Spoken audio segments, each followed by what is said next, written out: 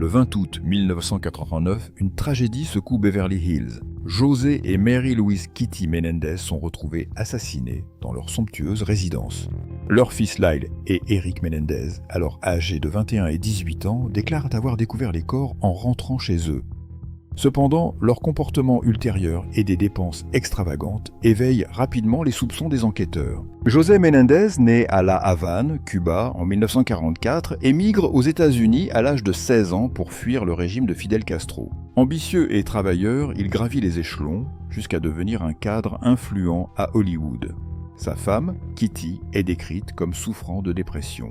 Le couple a 2 fils, Lyle, né en 1968, et Eric en 1970. En 1986, la famille déménage de Princeton, New Jersey, à Beverly Hills, Californie, lorsque José accepte un poste de direction à International Video Entertainment, une société spécialisée dans la distribution de films. Le soir du 20 août 1989, José et Kitty sont abattus à leur domicile. José reçoit plusieurs balles, dont une à l'arrière de la tête, tandis que Kitty est touchée à 10 reprises, rendant son identification difficile. Les frères Menendez contactent la police, affirmant avoir découvert la scène macabre à leur retour d'une sortie au cinéma. Initialement, les enquêteurs envisagent la piste d'un règlement de compte lié à des affaires professionnelles de José. Dans les mois suivant les meurtres, Lyle et Eric adoptent un train de vie dispendieux, dépensant près de 700 000 $ en voitures de luxe, montres Rolex et investissements divers. Ces dépenses inhabituelles pour des jeunes en deuil attirent l'attention des autorités.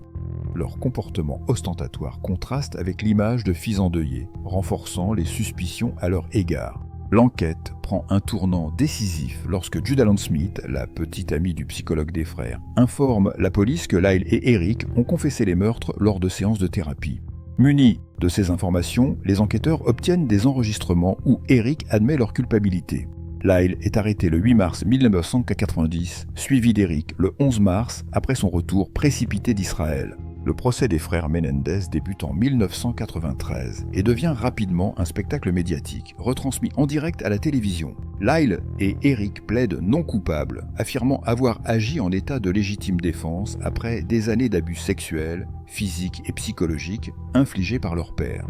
Ils décrivent un environnement familial toxique où Kitty, consciente des abus, restait passive. Ces révélations divisent l'opinion publique et le jury, menant à un premier procès annulé en raison de l'incapacité à parvenir à un verdict unanime.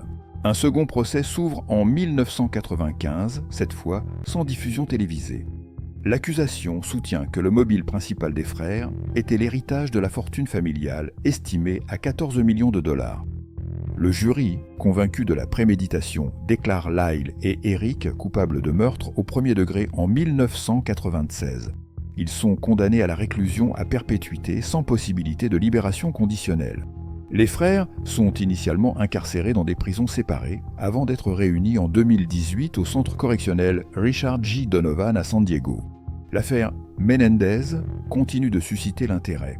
En 2024, la série Monstres, l'histoire de Lyle et Eric Menendez sur Netflix ravive le débat public. De nouvelles preuves émergent, notamment une lettre d'Eric datant de 1988 évoquant les abus subis, ainsi que des accusations similaires portées contre José Menendez par un ancien membre du groupe Menudo.